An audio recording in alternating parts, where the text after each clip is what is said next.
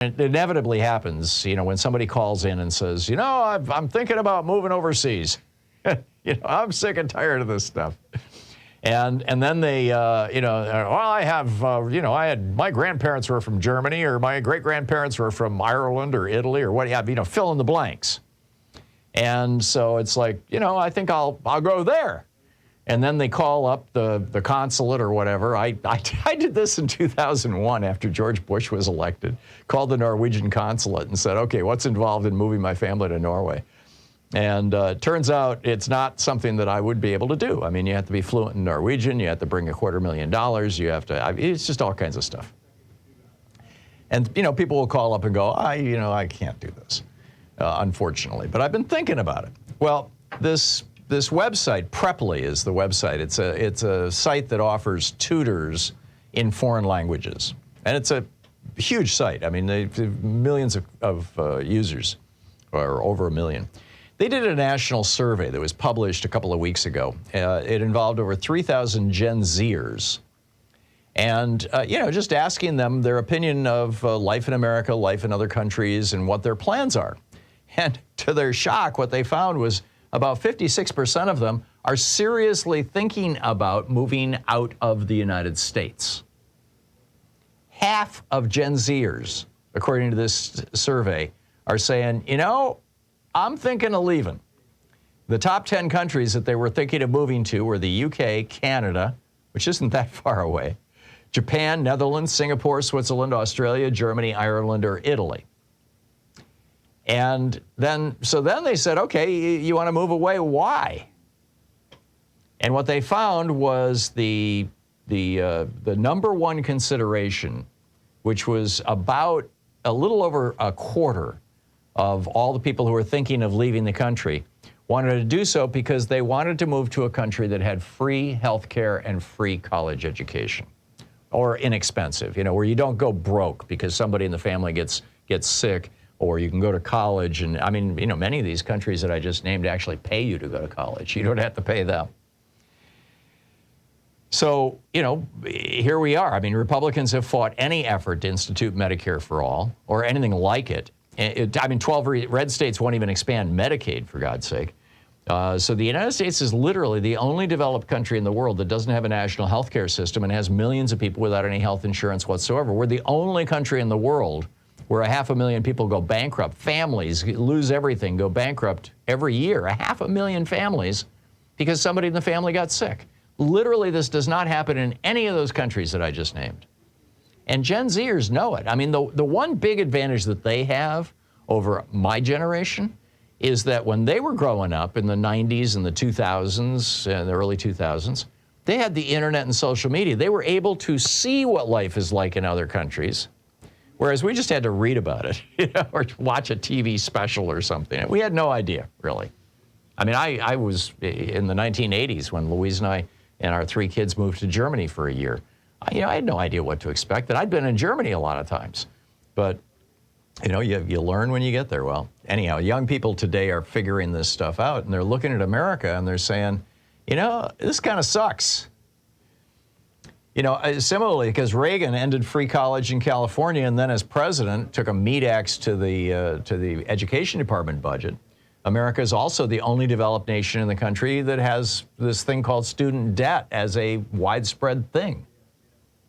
American students are carrying almost $2 trillion in college debts, 1.71 right now. Another 17%, so that was 26%. Another 17% said that they wanted to move out of America because they wanted to get away from toxic politics, Republican politics. While all 10 of their top 10 countries have right-wing, racist, nativist parties, in none of them are those parties one of the 2 major parties and on the verge of taking over the entire country. 1 in 7 of the Gen Zers told the researchers that they wanted to feel safer, particularly from the omnipresent American risk of being shot or to experience lower levels of stress. 1 in 7. Shootings are the leading cause of death for children in the United States. And, every single one of those top 10 countries has rigorous gun control laws. So you add these numbers up and you find that escaping Republican policies, escaping guns, and escaping right-wing hate are the main motivations for 56.9% of Gen Zers who are thinking about moving out of the United States. Only 8.8% want to move out to get a better job, and only 18.9% were interested in a new cultural experience, which, by the way, might mean getting the hell out of this toxic political environment. I mean, we look at countries that young people are fleeing from. Most of the people coming to our southern border, for example, they're not my age. They're in their 20s. They're bringing little children with them. A lot of them are teenagers, but certainly teenagers and in their 20s, occasionally in their 30s. But it's mostly young people. It's Gen Z people who are fleeing Venezuela, who are fleeing Guatemala, and they're showing up on our southern border. And we look at that and we say, oh, look at those young people fleeing those countries. It must be that, those countries are a failed state. There must be some kind of political crisis going on in those nations. And there is. I mean, it's a signal. It's a sign. We're not seeing people trying to flee Canada, for example. I mean, they've got Medicare for all in Canada. They've got, relatively inexpensive college. The state schools, the colleges are free to cheap. Why would they want to flee? And the risk of getting shot because somebody got pissed off at the way you were driving is, pretty much non-existent in Canada.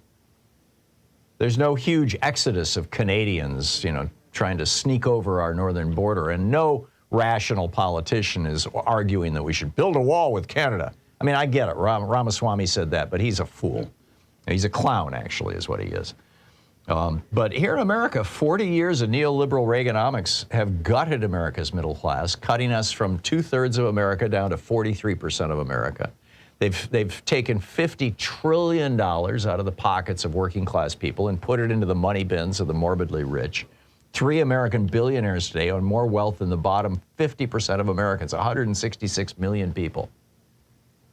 Reagan's policies have made nearly 1,000 Americans into billionaires, where there were only 13 of them when he came into office, and the richest had only $6 billion. This is how bad it's gotten. When my boomer generation was the same average age as the millennial generation is today, in other words, in their 30s, back in 1990, my generation held 21.3% of the entire nation's wealth. The millennials today, being the same age as I was in the 1990s, and being about the same size population as the boomers, slightly smaller, but nonetheless, they own only 4.6% of the nation's wealth. That's millennials. Zoomers, it's even worse. Kinsey just did a study of Gen Z and found this cohort is going through, it looks like, a decline in economic opportunities. Saving for retirement seems out of reach and will become even harder. Almost 60% of Gen Zers say their basic needs are not being met. The Fed, the St. Louis Fed, issued a report just last week in which they said, and I quote, in the second quarter of 2023, younger Americans owned 70 cents for every $1 of wealth owned by Gen Xers on average at the same age. So we got all this hand-wringing about immigrants wanting to come into the United States. I think we need to start being concerned about, our own young people who want to leave the United States. Before we again wave this flag of, oh, American exceptionalism, aren't we wonderful? We need to make the United States a country where people want to stay and build their lives and build their families. And until we do that, until we repudiate Reaganism, until we adopt the progressive agenda that was the baseline for America from 1933 to 1981, that brought us unionization and a minimum wage and unemployment insurance and the EPA and OSHA and the FDA and the USA, all these programs that brought us free college education. Yes, we had free college education across the United States up until the Reagan administration. Until we go back to those progressive values, we can't claim to be the greatest country in the world because our own young people, our own children, our own wannabe expats give the lie to that label.